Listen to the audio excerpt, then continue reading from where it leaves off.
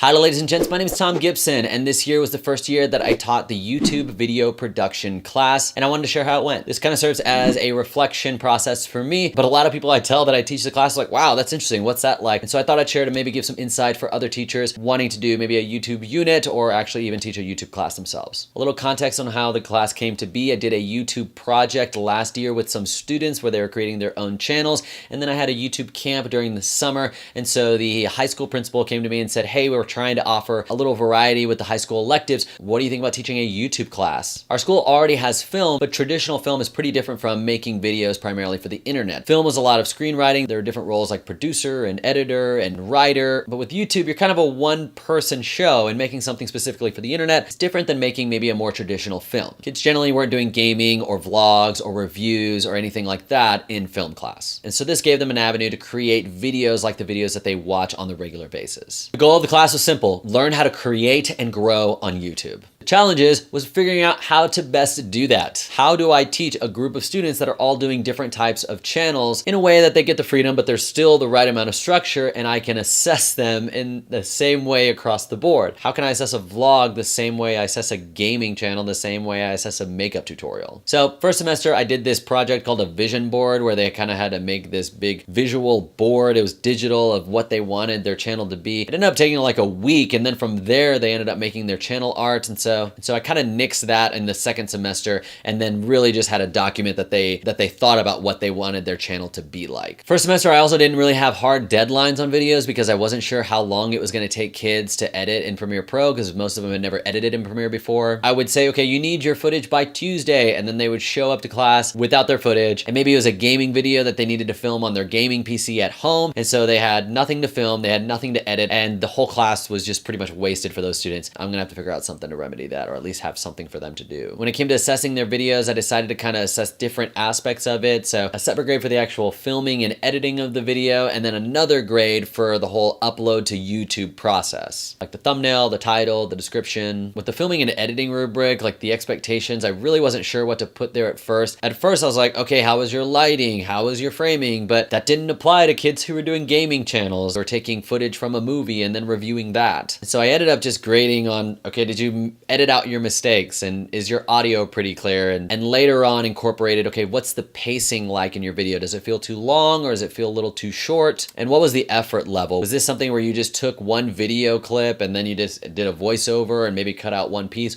or was there a lot involved to this? I took their experience with editing and filming into consideration with the effort grade. So first semester, most kids only got about 2 or 3 videos done through the whole semester, and then they did a presentation at the end of the semester as kind of their final exam on what they were most proud of, and sharing that with the group. I work at a small school, but that class was even small for my small school. There was only like 5 kids in that first semester, which I was really glad for because it was very unstructured, and I feel we didn't get a ton done. Second semester had 12 students, so I knew I needed a lot more structure. Also, originally I had said that students had to have a computer that would run Premiere Pro, but I had a student that had a Chromebook, and I was like, well, do you have an iPhone that maybe you can edit on Movie? And he had an Android, but he seemed really excited about the class, so I decided we would make it work because I wanted the kids to learn the more in-depth editing with Premiere Pro, but you can create and grow on YouTube with just a cell phone. So we ended up finding a video editing app on his phone, and so he did a lot of filming and editing on his phone. Not ideal because a lot of the stuff I was having them actually do stuff like in Photoshop to make the thumbnails and stuff, but for the most part, I could still kind of assess his work in the same way, knowing he was working with a more limited tool set. For the second semester, I also started a second YouTube channel called Thom Teaches YouTube that I'll link right there, and this is where I started putting videos that the students could watch, so that way I wouldn't have to explain things multiple times, or at least they could watch it once all the way through and be like, hey, I don't understand this part of the video, and it was a lot more pointed feedback. Whenever you're teaching anything tech related, you just can't do whole group instruction because everybody's at different levels, and so either find good tutorial videos or make them yourself. I gave a lot more smaller and individual focus grades this semester, and so to kind of remedy the issue of kids showing up without their footage, I would say, okay, your footage is due on Thursday. If you don't have it Thursday, you get a 0 for your raw footage grade. You cannot reassess it. It doesn't come up to a 90 even when you bring your footage in the next day. That surprisingly worked pretty well. I had like 1 or 2 kids each time that didn't have their footage. It was a 0, but it wasn't something that severely impacted their grade. I also made them complete a more thorough plan before each video that included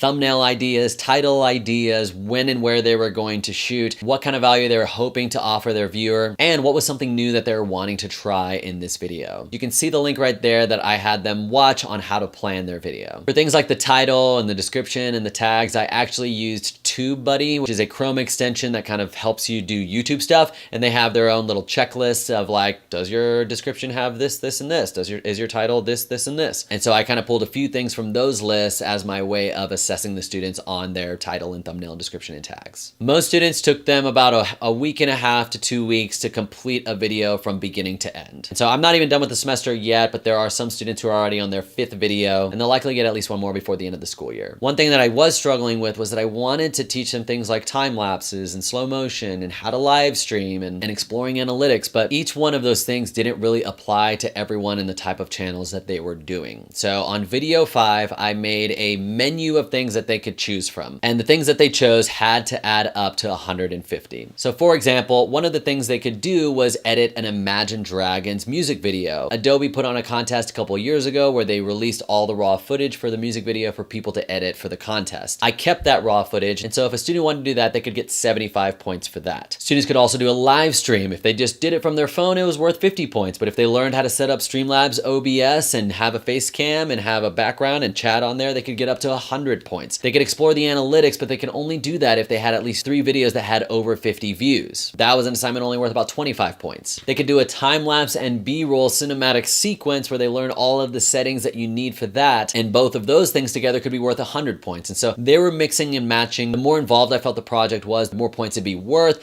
Less involved, the less points it was worth. And so they had to be able to add them up. So they are doing enough stuff to earn at least up to 150 points. They haven't finished that yet, but we'll see how that goes. Also, for a while, I was in a pretty small classroom where all of the desks had their computers kind of facing them with the wall behind them. A lot of them were still getting their work done, but I think it is just too tempting to be off task. And I think some students were wasting maybe 20 to 30 minutes of class time, hour and a half long classes, jumping over to other websites that weren't necessarily on task. So I moved them in rows. I sit in the back. I can see their screens. They're generally a little more on task now. Problems and ideas that I'm still working through. Almost every day is students just silently working and editing on their computers, which is pretty true to life to someone who is doing YouTube full time. But I'd like to involve a little bit more collaboration and a little bit more interaction in the class. I had a couple kind of whole group discussions where I was asking for feedback on projects, or we kind of had a case study on what makes a good thumbnail and title. On one of the projects, I had them work together and look at each other's video plans to give feedback before they started filming and editing. But even with that, they were just sharing their Google Docs with each other and kind of making notes on there. So it was still kind of quiet and not necessarily the kind of interaction I was hoping for. So I want to do more interactive collaboration while in class. And also, as far as the on-task, off-task, when you're teaching a class where students are literally making content for social media, some of them are creating Twitter accounts and promoting their videos on Instagram, the lines between being on-task and off-task are kind of blurry. And so on one side, I was kind of like, well, maybe I should have a discussion with them on deep work and being distracted and kind of all that stuff that Cal Newport talks about in his book, Deep Work and Digital Minimalism and everything. And then keep myself to that same standard. Like, what if we just were editing video and turned off our Wi-Fi or something like that? But then at the same time, I think about my own workflow and I'm constantly looking up, oh, let me just go pull that clip from online. Let me go download that music. Let me go get an image of this. And so I don't know. I'm working with 9th and 10th graders and I want them to hold them accountable and I don't want them to waste class time, but I don't know. I'm still trying to figure out how to best do that. Something I would like to do is try to get more YouTubers in front of my students, maybe through like a kind of a Skype conference call where the students are able to ask them questions. As I was thinking through this for this video, I was thinking maybe it could be cool to have the students make a list of YouTubers that they would love to interact with and talk to, and then have the students reach out to those YouTubers and say, hey, I'm part of a YouTube video production class. We would love to get your insight on how to grow on YouTube. Would you be interested in having a Skype call with our classroom? I think a lot of creators would probably be more inclined to talk to students than they would be to talk to me, because it's like, oh, that's cool. This student is like kind of being really professional and the way they're reaching out to me. And there's so many lessons that I could teach students and how they communicate and reach out to these influencers and how powerful it could be for them to actually get a response back from these people and say, yeah, I'd love to. I don't have a lot of time, but maybe next Monday morning I can do something with your class. So I'm definitely going to try that. Most kids I had editing on Premiere, but some were having some weird glitches and computer issues and already had iMovie or Final Cut. And so I think I'm going to default to trying to get everybody on Premiere, but if it doesn't work for whatever reason or their computer isn't running it, I'll be okay with kids editing on other platforms. Same with Photoshop. I really wanted them to learn kind of a little bit more of the technical skills of Photoshop. I know there's resources like Canva Canva and Spark and Pixlr, where it's just so much easier to kind of create a thumbnail. You kind of drag and drop. It does a lot of the work for you. With some students, if they were struggling to keep up with the editing and the deadlines, I went ahead and referred them to that. But for the most part, I'm going to try to continue to get kids to learn the skills in Photoshop. So that was my first year of YouTube video production. Let me know if you have any other ideas. Again, I will link to my Thom Teaches YouTube channel down in the description, as well as some of the videos that I referenced that I use to instruct the students in the classroom. I am also working to put a curriculum together that I can hopefully sell to districts as kind of a semester-long YouTube course, complete with assignments and rubrics and instructional videos and all that stuff. Never done anything like that before, so if you have any insight on selling a course to somebody, let me know. I think it'll be a little bit more successful if I'm selling directly to districts than if I were to upload it to like a website like Coursera or Udemy or Skillshare, just because I don't know how many people are looking to those platforms to learn how to teach a YouTube class. They're looking more to learn how to actually be YouTubers themselves, which is a lot of overlap, but it's very different as well. So if you'd like to stay in the loop with any upcoming videos that regarding my classroom experiences and teaching tips and things like that, be sure to subscribe. If this video was helpful, give it a like, and maybe more people that are interested in doing something like this in their classroom will be able to find this video a little bit easier, because it will show up a little bit more in the search results with more likes and with more comments and engagement and things like that. I'm Thom Gibson. I hope you learned something today, and hopefully I will see you in the next video.